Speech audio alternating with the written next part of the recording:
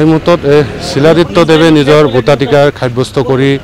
ভোটগ্ৰহণ কেন্দ্ৰৰ পৰা ওলাই আহিছে পত্নী পুত্ৰক একেলগে তেওঁ নিজৰ ভোটাধিকাৰ সাব্যস্ত কৰিছে আৰু যদি এই মুহূৰ্তত আমি শিলাদিত্যৰ সৈতে কথা পাতিম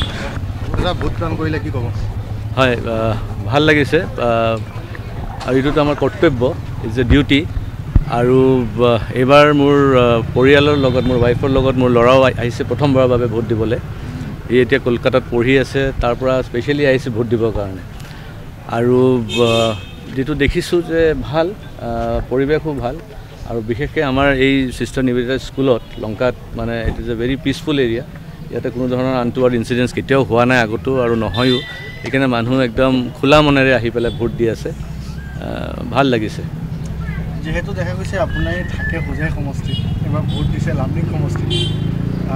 কিবা পৰিকল্পনা আছে নেকি লামডিং সমষ্টি আপোনাৰ চাওক লংকা হৈছে আগতে হোজাই সমষ্টিৰ ভিতৰতে আছিলে আৰু লংকাৰ এটা আশীৰ্বাদ আছে মোৰ ওপৰত কাৰণ মই যেতিয়া বিধায়ক হ'লোঁ বা আগতেও যেতিয়া মই 2011 চনত ইলেকশ্যন কণ্টেষ্ট কৰিছিলোঁ তেতিয়াও মানে লংকাৰ পৰা অধিক ভোট পাইছিলোঁ হাৰাৰ সময়তো লংকাৰ পৰা অধিক ভোট পাইছিলোঁ জিকাৰ সময়তো অধিক ভোট লংকাৰ পৰা পাইছিলোঁ সেইকাৰণে মোৰ হাৰ্ট এণ্ড সোল লংকাৰ লগত আছে আৰু সদায় থাকিব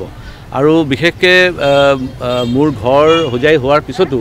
কাৰণ মই মানে ভোট ইলেকশ্যন কণ্টেষ্ট কৰিছোঁ লংকাৰ পৰা সেইকাৰণে মই লংকাক এৰিব বিচৰা নাই আৰু আশা কৰোঁ লংকাও মোক এৰি নিদিয়ে দাদা আপুনি ভাষিক সংখ্যালঘুৰ চেয়াৰমেন দেখা গৈছে আপোনাৰ ভাইচ চেয়াৰমেন আপুনি দেখা গৈছে প্ৰচাৰত এইবাৰ নাই দেখোন এইবাৰ ইমান প্ৰচাৰৰ প্ৰয়োজনো হোৱা নাই কাৰণ আপোনাৰ জানে যে গোটেই ভাৰতবৰ্ষৰ যুৱক হওক বা মানে গৃহস্থ হওক সকলোৱে মোদীৰ কাৰণে একদম মানে পাগল হৈ আছে যে মোদীক আকৌ প্ৰধানমন্ত্ৰী বনাব লাগে সেইকাৰণে ইমান এগ্ৰেছিভ প্ৰচাৰ প্ৰয়োজন পৰা নাই আৰু দ্বিতীয়টো হৈছে আমাৰ মুখ্যমন্ত্ৰী ডক্টৰ হিমন্ত বিশ্ব শৰ্মা ডাঙৰীয়া তেওঁৰ যিটো চেৰিছমেটিক কেৰেক্টাৰ তেওঁ অকলে যিটো প্ৰচাৰ কৰিছে ডেট ইজ ইনাফ সেইকাৰণে মই ভাবোঁ যে আৰু তাৰ বাহিৰে আৰু প্ৰয়োজন নাই আৰু আনপিনে আপুনি বেলেগ পাৰ্টিৰ কথা যদি কয় কোনোতো অফিচ খুলিব পৰা নাই তেওঁলোকে কোনো প্ৰচাৰ কৰিব পৰা নাই তেওঁলোকৰ কেণ্ডিডেট আমি এতিয়ালৈকে দেখা পোৱা নাই সেইকাৰণে অপজিশ্যনৰ কোনো ধৰণৰ কেম্পেইনে নাই সেইকাৰণে যিখিনি হৈছে ভাৰতীয় জনতা পাৰ্টিৰ হৈ আছে আৰু মুখ্যমন্ত্ৰী ডাঙৰীয়া নেতৃত্বত হৈ আছে হিমন্ত বিশ্ব শৰ্মা ডাঙৰীয়া নেতৃত্বত হৈ আছে আৰু আমাৰ মানে এইটো ধাৰণা যে আমি 14টাত হয়তো 14টাও জিকি যাব পাৰোঁ এনেকুৱা এটা পৰিস্থিতি আজি অসমত আমি দেখা পাই আছোঁ ভাবে নেকি সংখ্যালঘু ভোট এবাৰ আপোনালোকৰ বিজেপিৰ ফালে আহিব পাৰে তেওঁলোকৰ যদি অলপ চেতনা হৈছে যদি তেতিয়াহ'লে তেওঁলোকে ভোট দিব লাগে কাৰণ মোদী ডাঙৰীয়া সদায় কৈ আছে যে সবকে সাথ সবকে বিকাশ তো এই সবকে সাথ সবকে বিকাশততো মাইনৰিটি মানুহৰ ডেভেলপমেণ্ট হৈ আছে আৰু তেওঁলোকে সেইটো উপভোগো কৰিছে আজি হোজাইৰ ক্ষেত্ৰতো চাব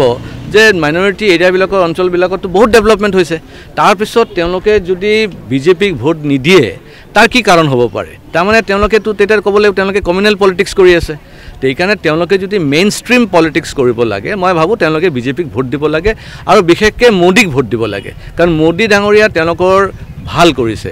আগতে কোনো পূৰ্ব চৰকাৰে মাইনৰিটি অঞ্চলত ডেভেলপমেণ্ট কৰা নাই মাইনৰিটি মানুহৰ উন্নয়ন কৰা নাই মাইনৰিটি মানুহৰ সুৰক্ষা কৰা নাই আজি বিগত আপুনি 8-10 বছৰ ধৰি চাবচোন কোনো ৰায়ট নহয় ভাৰতবৰ্ষত ৰায়ট হৈছে নেকি আগতে প্ৰত্যেক বছৰত 3টা-4টাকৈ ৰায়ট হৈ থাকে হিন্দু মুছলমানৰ কাজিয়া হৈ থাকে আজিতো কোনো ধৰণৰ কাজিয়া নাই সেইকাৰণে সবচে বেছি প্ৰটেক্টেড আৰু